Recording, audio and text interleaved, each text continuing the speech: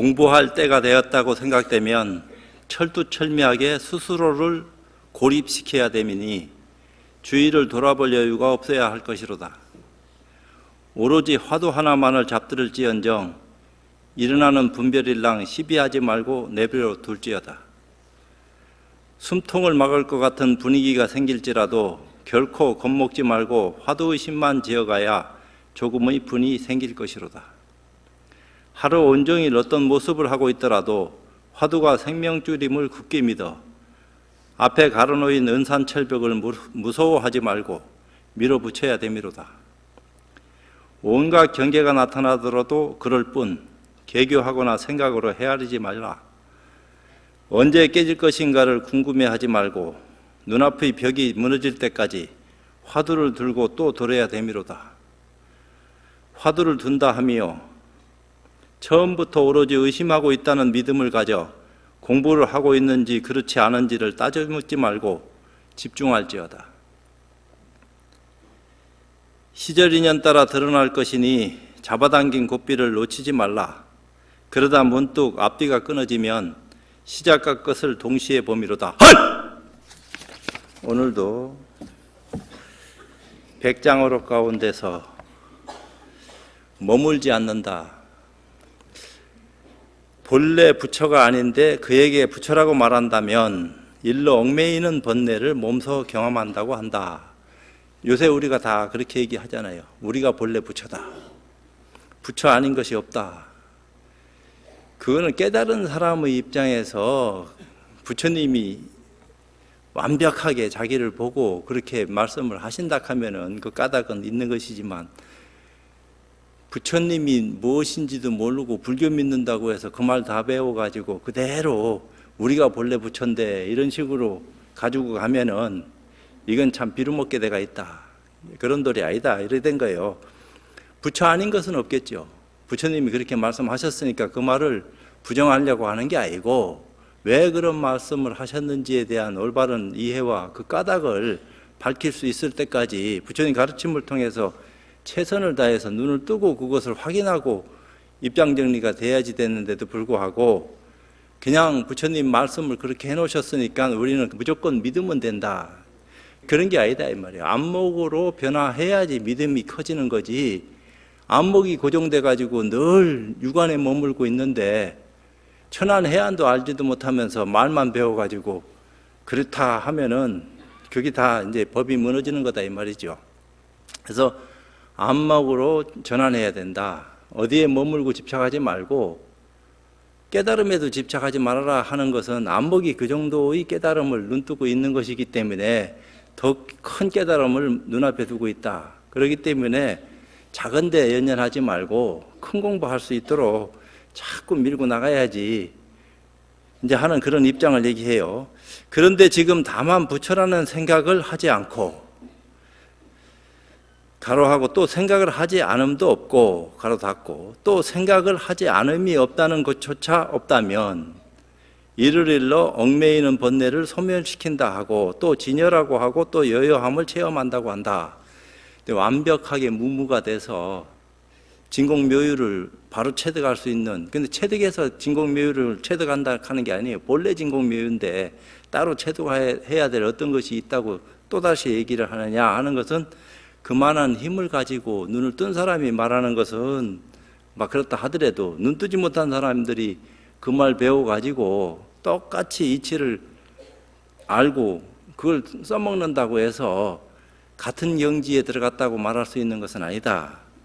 말을 오히려 공부 안 한 사람이 공부한 사람보다 더 잘할 수도 있어요. 꼭딱스럽게 탁탁 잘라가지고. 그렇지만 깨닫고 못 깨닫고의 어떤 차이는 분명한 거다. 이런 얘기를 하는 거죠. 부처를 구하고 깨달음을 구하면 일러 현신의 뜻이라고 한다. 이게 이제 현신이라고 하는 걸 여기다 설명을 해놨는데 나타날 현자, 몸신자. 첫 번째는 현재 생을 누리고 있는 이 몸, 현실의 몸, 이 신체.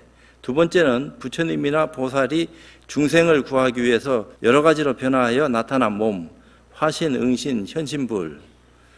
그게 두 번째고, 세 번째는 이 몸, 여기에선 첫 번째의 뜻을 얘기하고 있다. 부처를 구하고 깨달음을 구하면은 일러 현신의 뜻이라고 한다. 지금은 몸을 놔뒀다. 그런데 지금 다만 어떤 구하는 마음이 있기만 하면 모두를 일러 현신의 뜻이라고 하니, 마치 깨달음을 구하는 것이 비록 뛰어나게 구하는 것이지만 번뇌를 더욱 두텁게 한다고 말하는 것과 같다. 그러니까 아르마리만 익혀가지고 내가 본래 부처다 하는 것은 하나마나한 소리를 하고 앉았는 거니까 이것 때문에 불교망한다 이 말이요. 우리가 본래 부처다 하는 말을 인식하게끔 가르쳐주는 것도 좋지만 그러기 때문에 공부를 더 안 하는 거예요. 오히려 내가 본래 부처인데 뭐 공부하고 안 하고 무슨 상관이 있냐, 이런 생각을 하게 되기 때문에 본래 우리가 부처의 몸을 지니고 참 어변이 지중한 관계로 인연 따라서 중생이 됐다 하더라도 근본은 부처다. 그 이치는 그런 것이지만 아직까지 업이 더덕더덕 딱지가 붙어 있는데, 부처락하는 것은 그런 것들이 다 사라지고 난 뒤의 몸인데 그 몸이 아닌 거죠. 근데 이런 몸뚱아리를 가지고 내가 본래 부처다 하는 식으로 모양을 쓸 것 같으면은 문제가 크다. 그래서 어디에도 머물거나 집착하지 말아야 된다. 이런 얘기를 자꾸 하는 거예요. 그러니까 소승에도 머물고 집착하지 말아야 되고 대승에도 머물거나 집착하지 말아야 된다. 어디에도 머물거나 집착하지 말고 유무단상을 다 뛰어넘어가지고 최상승의 가르침을 통해서 진정한 깨달음이 무엇인지 거기에 대한 어떤 눈을 뜨게 되면은 그때 이제 변화를 수용하게 되는 안목이 열린다 이 말이죠. 부처를 구하면 부처의 무리이고 있거나 없는 온갖 법을 구하면 중생의 무리다. 다만 지금 거울처럼 깨어 있다면 있거나 없는 온갖 법에 머물러 있지 않을 뿐만 아니라 어떤 헤아림에도 들어가지 않는다.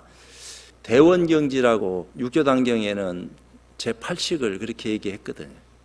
이 우주법계 전체가 맑은 거울과 같다는 거예요. 우리 물상을 비추는 거울만 거울이 아니고 그대로 부처의 근본 자리에 모든 업력이 다 그대로 수용되어지는, 드러나는 그런 어떤 거울이 우리와 더불어 함께하고 있음을 우리는 진작부터 알아야 된다 이 말이죠. 그래서 영험 있는 법당의 신령스러운 기운이 늘 자리하고 있는 것이 우리의 본질인데, 이걸 등지고 자꾸 경계에 끄달리다 보니까 업력을 받아가지고 나가 죽는 어떤 입장 속에서 그걸 이제 무명 속에 뛰어들었다.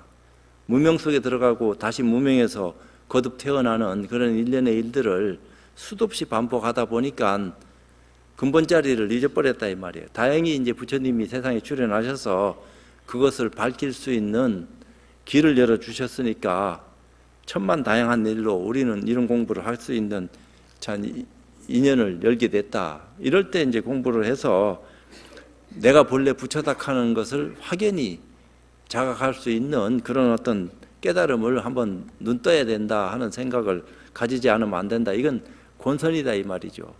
불사를 권선하는 것이 뭐 집 짓고 절 짓고 뭐 하는 것도 권선이지만 실제로 자기 마음을 깨달아서 안목을 변화시키는 그런 권선을 끊임없이 해서 공부하지 않으면 안 되도록 그렇게 얘기하는 것이 승속관에 우리가 해야 될 모습이다.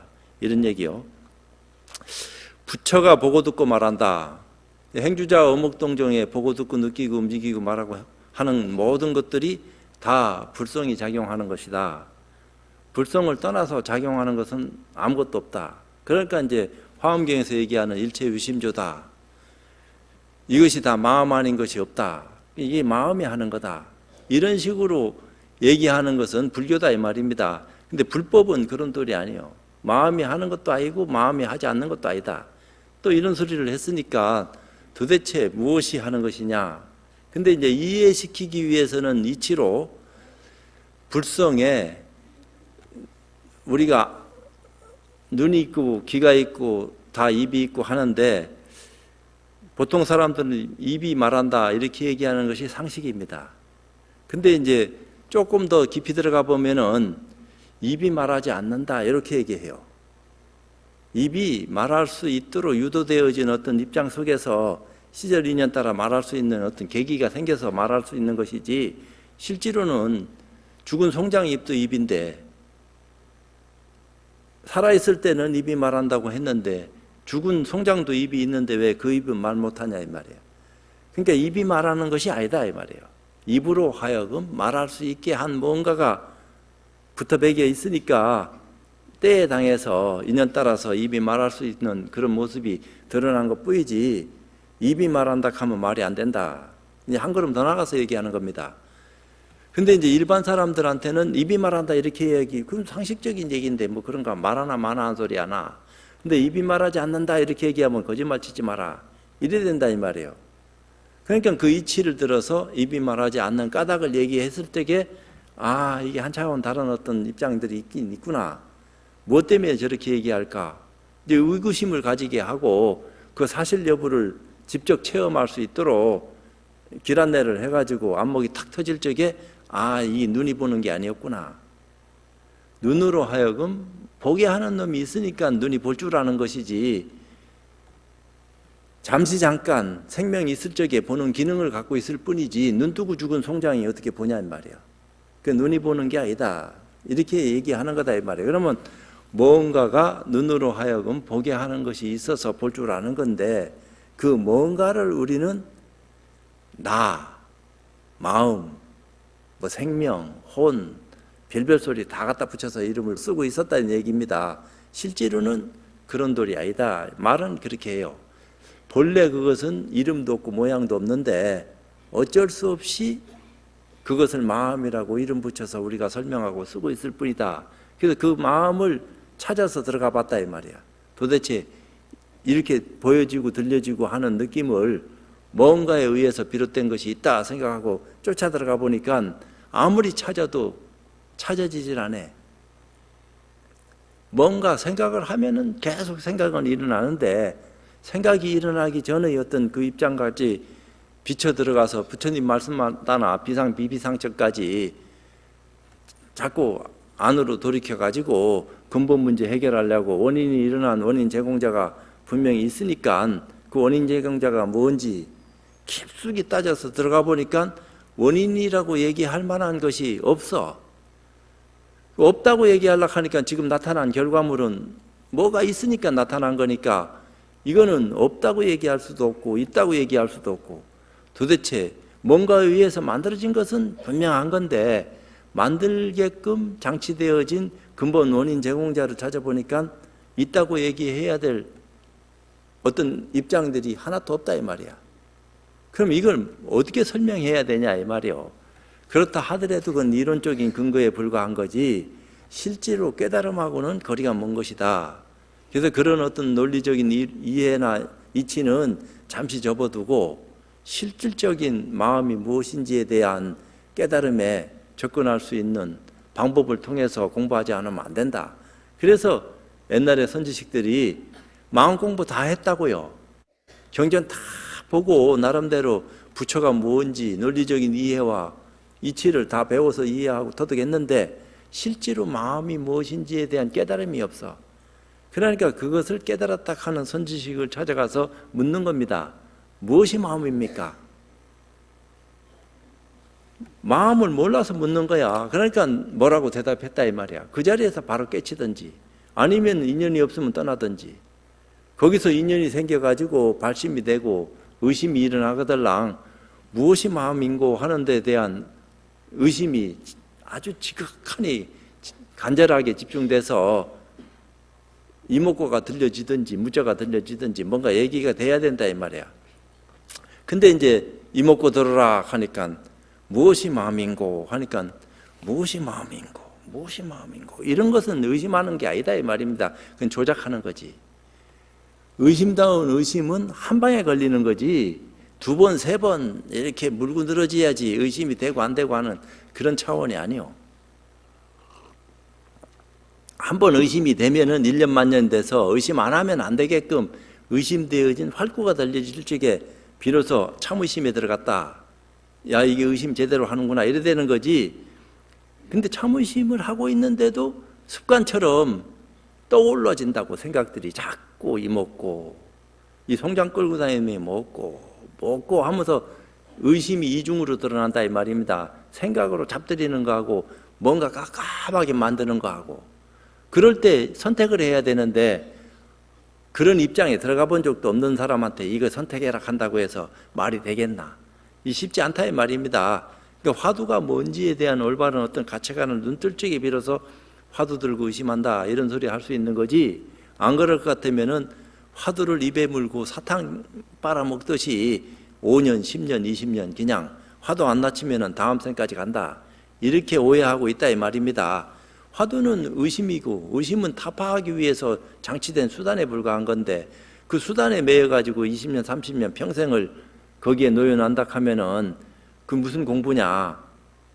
그거는 빨리 해결하고 쉽게 버리고 갈 그런 어떤 입장이지, 화두를 들고 지금까지 공부하고 있다 하면 공부 안 했단 얘기예요. 그러니까 화두를 들지 말아라 하는 말도 아니고, 화두를 들면은 빨리 깨쳐라, 화두를 빨리 타파해야지 얘기가 달라지는 거지. 화두 타파가 목적인데 화두 타파를 목적으로 안 하고 화두를 들고 있는 것을 목적으로 한다 하면은 이제 문제 크다 이 말이에요.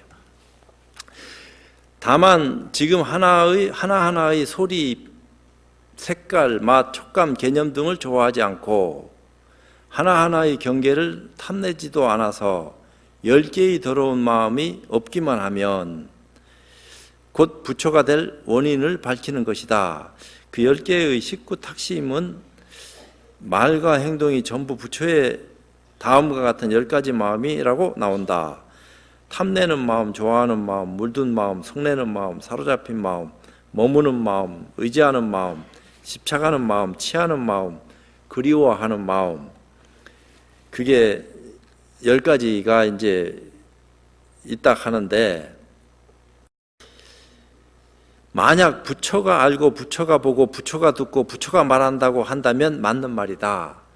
그건 백장 스님 입장에서는 맞는 말이라고 얘기할란지는 몰라도 우리가 백장 스님하고 같은 경지에 들어갔다고 얘기할 수 있는 입장도 아닌데 그 말 배워가지고 부처가 알고 부처가 보고 부처가 듣고 부처가 말한다고 한다면 맞는 말이다. 그럼 본래 부처님의 어떤 입장에서 그렇게 얘기하는 거니까 부처는 말하고 싶어도 입이 없어서 말을 못한다 이렇게 얘기하면은 그 말을 이해할 수 있겠나 말이야.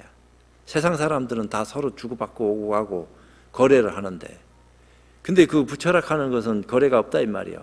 앞뒤가 다 끊어져 가지고 과거, 현재, 미래에 관계없이 본래 그런 건데 그것을 자각했냐 자각하지 못했냐, 그것도 자각을 했다 하더라도 믿음이 원만하냐 그렇지 못하냐, 반짝하는 공부인연 속에 들어가서 눈을 떴다 하더라도 해가 반짝하고 늘 떠가 있는 해가 보였는데 해가 구름 속에 들어간다든지 어둠 속에 이제 저편으로 가버리면은 아까는 해가 있었는데 왜 지금 해가 없냐 하고 당황한다 이 말입니다. 깨달음이 약하니까 해가 있고 없고 관계없이 늘 해는 여전하게 있다 하는 사실을 증명할 수 있는 믿음이 있다 하면은, 그런데 의연하니 연연 안 한다 이 말이야. 어떤 경계 속에 있어도 담담하니 그걸 다 수용하지. 그래야지 그게 마음이 심재락하는 것을 그 도교에서도 써먹는데 아직까지 완벽한 말은 아니다 이 말입니다. 마음 심자 하나에다가 재락하는 거, 우리 지금 49제 지내니까 재가 하나 더 붙었는데 심재가 돼야지만이 그래도 뭔가 공부했다 이렇게 얘기한다 하는데 심재가 도대체 뭐냐? 마음속에 일어나는 경계는 말할 것도 없고 바깥에서 들어오는 모든 경계도 다 머금어서 다 집착 없이 내려놨다 이 말이야. 마음을 비웠다 이렇게 얘기하는 거죠. 그러니까 아침의 맑고 고요하고 깨끗한 모습처럼 마음이 그렇게 편안하고 고요해졌다. 말은 그렇게 얘기하지만 그 말도 안 맞는 말이다. 마음은 그거 이상이다. 이제 이런 얘기를 한다 이 말입니다. 그렇기 때문에 도교에서 얘기하는 것은 일반 중생들한테는 굉장한 느낌으로 와닿지만 실질적으로 불교에서 얘기하는 말에 딱 비춰보면은 그것도 한낱 애들 장난 같은 말이니까, 그 경계에서 얘기하는 경계를 가지고 노는 그런 어떤 입장이기 때문에 죄를 지내고 말고 할 것이 본래 없다 하는 사실을 자각할 적에 눈을 떴다 얘기하는 거지, 형식을 취하든 안 취하든 그것은 일반 중생들한테 필요 불가분한 거지만 해야 될 필요가 있으니까 그렇게 함으로써 편안하고 안심이 되니까 길을 가는데 길 안내자가 이렇게 가면 좋아진다. 처음부터 차분하게 먼 길을 가는 사람을 잘 인도해서 넉넉하게 갈 수 있도록 안내하는 데 불과한 것이지, 이미 완성된 사람의 어떤 입장에서 봤을 적에는 아이고 귀찮고 구차스러운 일 막 그만하시오 이렇게 할 수도 있다 이 말이야. 근데 그것을 알고 쓰느냐 모르고 쓰느냐 하는 것은 엄청난 차이가 있다. 그래서 마음을 깨달아야지, 심재가 됐다고 해서 깨달은 거하고는 또 다르다 이 말이야. 깨달음에 접근한 모습같이 보여질 수는 있다 하더라도, 그러니까 죄를 지내는 것은 방편으로 참 깨달은 사람들이 눈을 뜨고 뭔가 참 천도돼야 될, 천도락하는 것은 어리석음에서 지혜로움으로 전환하는 것을 말로 하는데, 그 어떻게 천도하느냐, 어리석음이 곧 지혜로움이다 하는 어떤 뜻을 어떻게 소화하고 이해해야지 되겠느냐. 이해한 사람은 이해했다 하더라도 이해 못한 사람을 이해시키기 위한 수단이 필요한 거 아니냐. 그렇기 때문에 1, 2, 3, 4, 5, 6, 7이 다 골고루 필요한 건데 근기가 다르니까, 그러니까 할 수 없이 펼쳤다 이 말이에요. 본래 근원적인 것은 펼치고 말고 할 것이 본래 없는데 중생 근기가 천차만별이니까 거기에 맞춰서 눈높이에 맞는 소리를 안 할 수 없게 돼가 있다. 구차스럽지만 그렇다, 이런 얘기를 또 했어요. 그건 그렇고, 불을 본다고 하면 맞는 말이나 불이 본다고 하면 맞지 않는 말이니, 불을 본다고 하면 맞는 말이나 불이 본다고 하면 맞지 않는 말이니, 마치 칼이 물건을 자른다고 하면 맞는 말이나 물건이 칼을 자른다고 하면 맞지 않는 말인 것과 같다. 부처를 아는 사람, 부처를 보는 사람, 부처를 듣는 사람, 부처를 말하는 사람은 겐지스강의 모래알 만큼이나 많으나, 부처가 알고 부처가 보고 부처가 듣고 부처가 말하는 경우는 10,000명 가운데 하나도 없다. 부처를 말하는 사람은 전체가 다 깨닫고 못 깨닫고 관계없이 불성 지니고 쓰니까 말하고 안 하고 관계없이 드러내고 있다 이 말이야. 안 드러낸 사람 하나도 없어요. 깨달았냐 못 깨달았냐, 아냐 모르냐, 그 차이뿐이지. 근데 부처가 알고 부처가 보고 부처가 듣고 부처가 말하는 경우는 이건 드물다, 이런 얘기를 했는데 앞뒤가 바뀐 소리요. 84번째 비량지. 비량지라 하는 것은 비량에 의한 지혜, 비량은 인명 3량의 하나로 진비량이라고 하는데, 비교하고 헤아려 추측하는 것, 이미 아는 사실에 의지하여 비교하여 헤아려서 아직 알지 못하는 사실을 추측하는 것. 예를 들면 연기가 올라오는 것을 보고 그 아래 불이 있음을 미루어 아는 것과 같은 따위. 조금 전에 내가 비유를 들어서 얘기를 했어요. 보는 것은 무엇이 보는지에 대해서 원인 제공자를 찾아 들어가서 아무리 살펴서 알려고 해보니까 원인을 일으킨 원인 제공자가 있으니까 원인이 나타나고 결과가 만들어진 건데, 그 원인 제공자라고 얘기할 수 있는 근거를 찾아보니까 찾을래야 찾을 수 없다. 찾을 수 없으니까 없다, 이렇게 얘기해야 되겠냐. 왜? 없다고 얘기할 수 없다. 어째서? 지금 뭔가에 의해서 만들어진 이 모습들이 있기 때문에. 그럼 있다, 이것도 얘기 못한다. 있다 하면 꼭 집어내서 뭐라고 탁 드러내야 될 거 아니냐. 그러니까 이건 있는 것도 아니고 없는 것도 아니구나. 말은 그렇게 나갔다 이 말입니다. 그러다가 또 있다 하는 것도 맞고 없다 하는 것도 맞다 하자. 그 사구를 얘기하는데, 그런 사구 백비를 여의고 한마디 일러 보시오. 근본 문제에 대해서 바로 드러내라고 얘기했는데, 아는 사람들은 손쉽게 처리하겠지만 모르는 사람은 그 이치조차 모르는데 그 까닭은 말할 거 뭐 있냐. 쉽지 않은 거다 이 말이요. 그런데 지금 부처의 견해를 탐낸다면 이 역시 비량지이고, 세간에서 비유하면 이것은 순유이다. 순유라고 하는 것은 비유할 유자를 썼네요. 아주 순수할 때 한 순자하고, 비유를 그대로 따른다는 뜻, 세제에 따라 작은 것부터 큰 것으로 순서를 자연스럽게 옮겨가며 취하는 비유.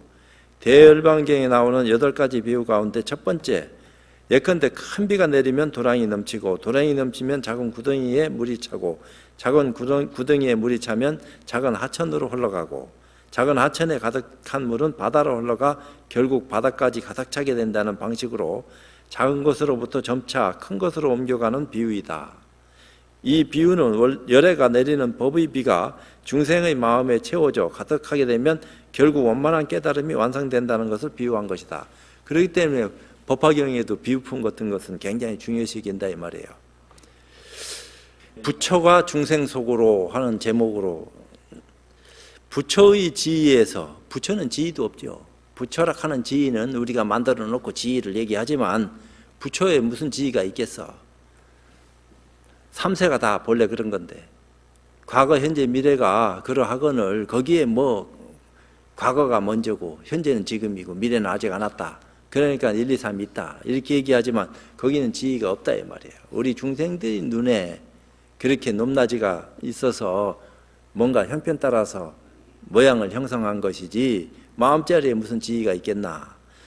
이제 부처의 지위에서 범부가 되는 원인을 훈습하면, 근데 그것을 능엄경에서는 어떻게 얘기했냐면 본래 완벽한 입장에서 진리의 순수함 그대로의 어떤 인연 속에서 호련히 바람이 일어났다. 호련히 풍동했다 이렇게 얘기했어요. 호련히 바람이 불었는데 그 바람이라 하는 움직임이 천년 만년 억년이 가야지 움직여지는 그런 모습인지 처음부터 그냥 우레 같은 바람 소리가 일어났는지 그것이 천차만별로 일어날 때까지 어떤 입장들이 시간과 공간을 나눌 때 어느 정도 기간이 필요했는지 아니면 기간을 필요로 하지 않고 그 순간 그대로 막 드러나게 됐는지 그런 얘기들을 어떻게 할 수 있겠냐 말이야. 근데 우리가 순리대로 얘기하면은 호련히 풍동했다. 아무것도 없는 태초에는 성주개공하는 공에서부터 다시 성으로 이루어지고 성주개공하는 것이 큰 대우주의 윤회인데 거기서 이제 완벽하게 공으로 돌아가서 성으로 시작할 적에 호련히 바람이 일어났다 이렇게 얘기합니다. 뭔가에 의해서 누가 일으키라 한 것도 아니다 이 말이에요. 자연 발생적으로 뭔가 움직임이 일어났는데 포착을 못해. 지금도 움직임이 있다 이 말입니다. 미세한 움직임이 우리 안에 있는데 이 움직임이 어디서부터 비롯돼서 얼마만큼 커질란지 짐작을 못해. 그건 도교에서는 그랬단 말이에요. 대붕을 한번 타고 구만리를 그냥 쉬지 않고 날아간다. 이런 표현도 쓰긴 썼는데 그거보다 더하다 이 말이에요.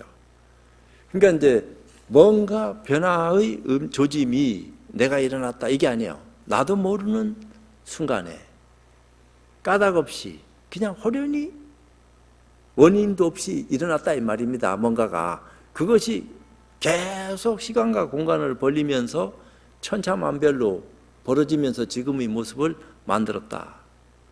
이것이 영원히 변화한다. 그것이 인연법이다. 그 인과에 의해서 인연법은 변화하게 마련인데 그런 어떤 인연에 의해서 우리는 지금 이 모습을 가지고 이 자리에 앉아 있다.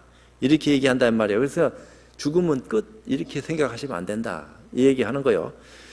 그 범부가 되는 원인을 훈습하면 그러니까 그것이 호련히 움직이는 순간에 부처 자리에서 벗어난 거예요.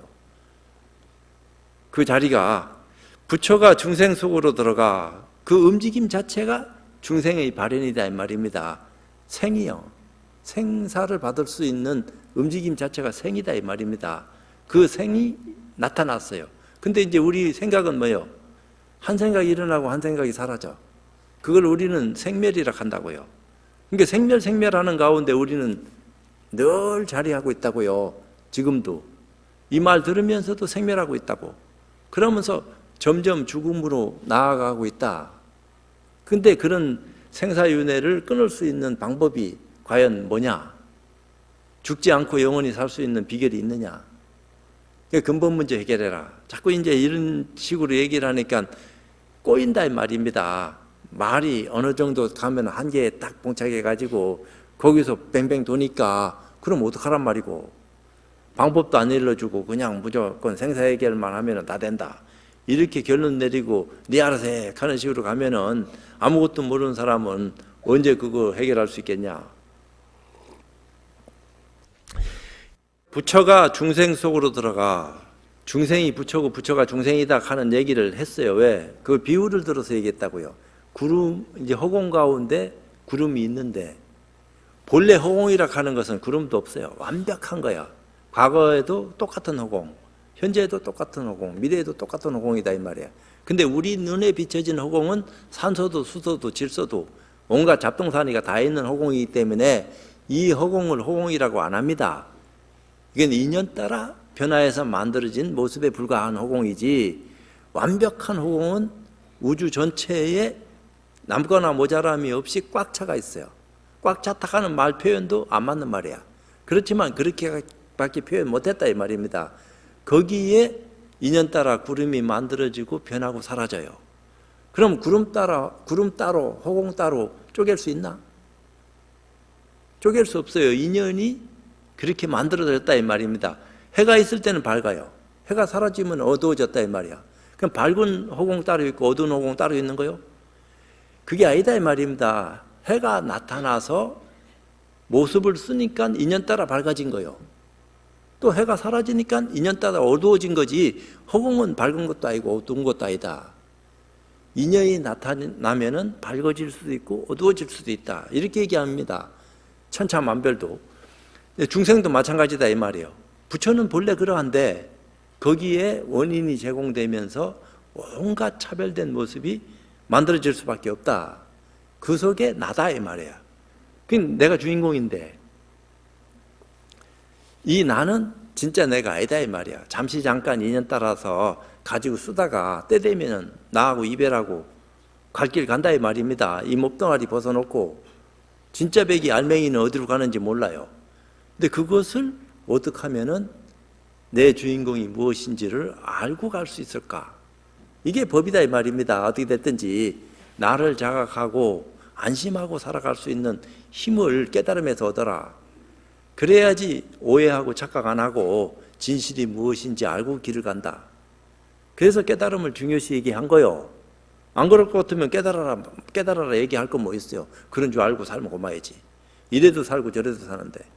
근데 이런 종교가 만들어지기 이전에는 우리 인류가 어떻게 살았겠어요? 선조들이. 종교 없이 무지막지하니 자연 숭배하고 문화락하는 것이 그냥 단순한 거요. 생각이 다 그런 거니까. 종교락하는 역사가 그렇게 오래 길지 않다 이 말입니다. 지구촌에 만들어진 역사가 5,000년이 안 된다 했으니까 이 인류의 역사는 수십만 년 전으로 거슬러 올라가는데 그러면 이 짧은 시간에 엄청난 변화를 가져오는 것은 우리가 오래 산다는 얘기입니다. 이 지옥에 사는 게 아니에요. 어찌 보면은 생각하기 따라서 좋은 데 사는 거지. 근데 사람이 욕심이 꽉 차가지고 좋은 데 살면서도 좋은 데 산다 하는 생각이 없어. 그냥 남하고 시비하고 분별하고 아수라와 같은 삶을 사는 거야. 중생이라 하더라도. 그러니까 시비 안 하면 안 돼. 이놈의 게 하루라도 싸워야지. 조용히 수행자처럼 자기를 다스리면서 차분히 내려놓을 수 있는 그런 시간만 가져도 그대로 부처고 도인이야. 근데 그게 잘 안 된다 이 말입니다. 사람들이 그냥 불뚝같이 일어나가지고. 근데 부처가 중생 속으로 들어가 중생과 같은 부류가 되어 본부를 깨워서 끌어들여 교화하여 이끄니 저 아기와 함께 사지의 관절이 불에 타면서 그 아기에게 반야바라미를 말하여 그를 발식게 한다. 이제 근본 문제를 알면은 그러기 때문에 변화해서 부처님의 가르침이 시절인연 따라 발현돼서 나온다 이 말입니다. 어떤 시대에 나올란지는 알 수 없지만 지금 우리가 사는 이 시대에는 2000몇백 년 전에 석가모니 부처님이 세상에 출현해서 전 세계 인류들이 그동안에 수십만 년 동안 몰랐던 그 까닭을 밝혀가지고 길 안내를 우리한테 지금 해놨는데 과연 그 길 안내를 제대로 받고 있느냐.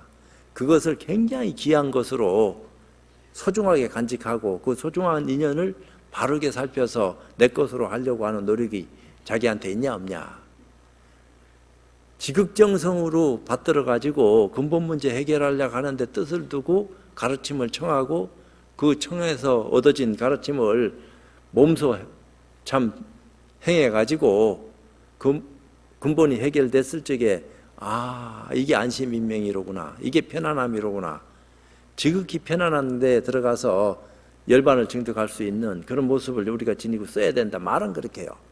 근데 실제로 그렇게 되는 어떤 까닭을 부처님이 다 열고 해놨는데 그대로 수용하려고 하니까 그건 부처가 돼야지 알지. 우린 중생인데 하나마나 한 짓 괜히 해봐야 시간 낭비 아니고, 이런 생각하면 안 된다 이 말입니다.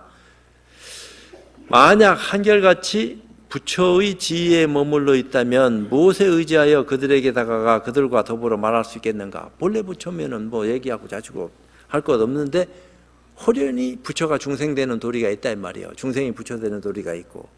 근데 중생과 부처가 본래 둘이 않는데 마치 구름과 호공이 둘이 아니듯이, 또 호공과 어둠과 밝음이 둘이 아니듯이, 근데 그건 인연 따라서 밝아지고 어두워지는 모습에 불과하다 이 말이에요. 인연 따라 중생이 된 거지,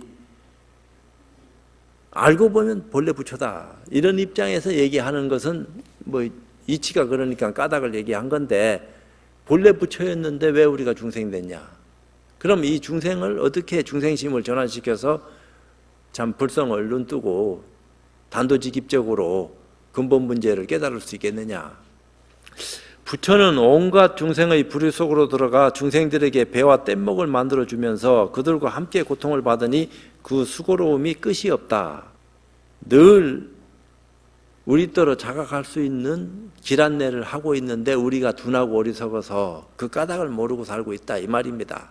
알고 보면은 그 까닭을 눈뜬 서가모니 부처님이라 하는 눈 밝은 길 안내자가 나오셔가지고 눈 떠라, 그렇게 그동안에 그렇게 어리석은 삶을 살면은 또다시 윤회한다.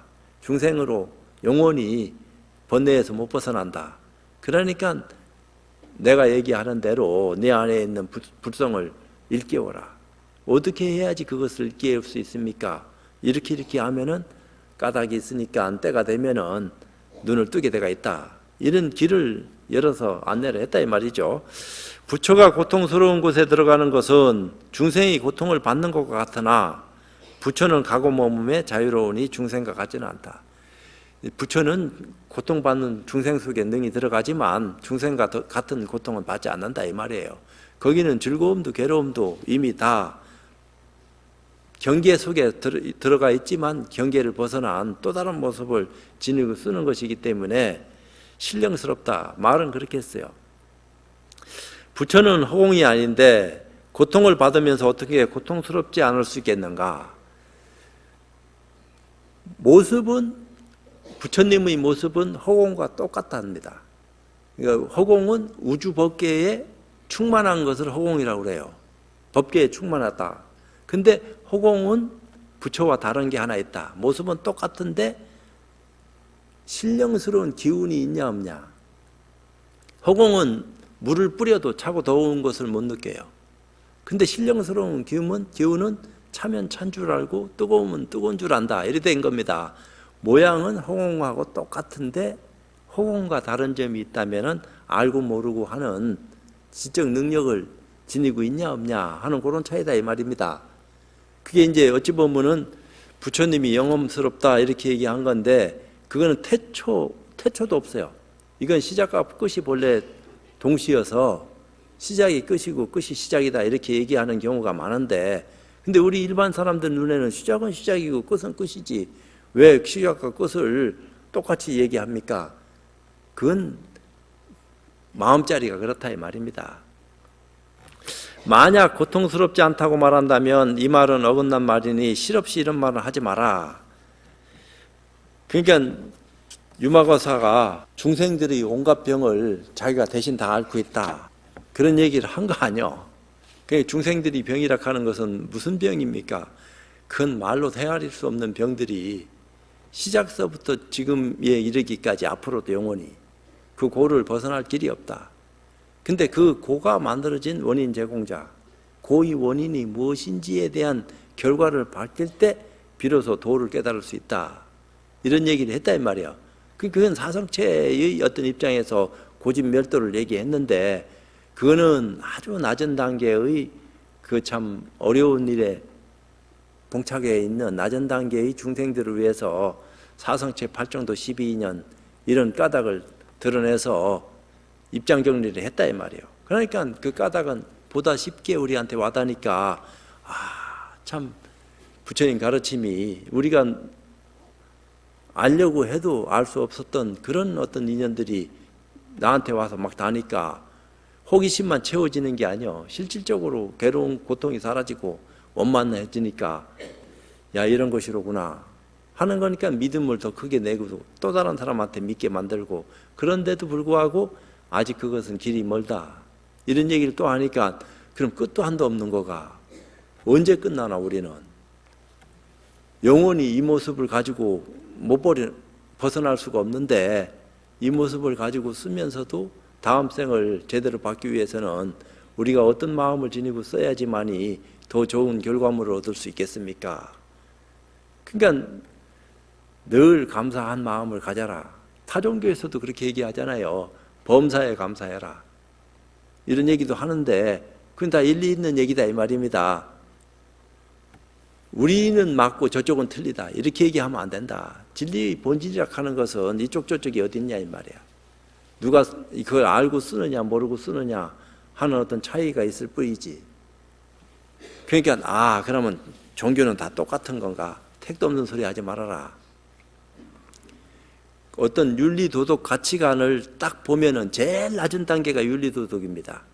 종교 안에서도 제가 얘기하잖아요. 종교학 사상 이념 윤리.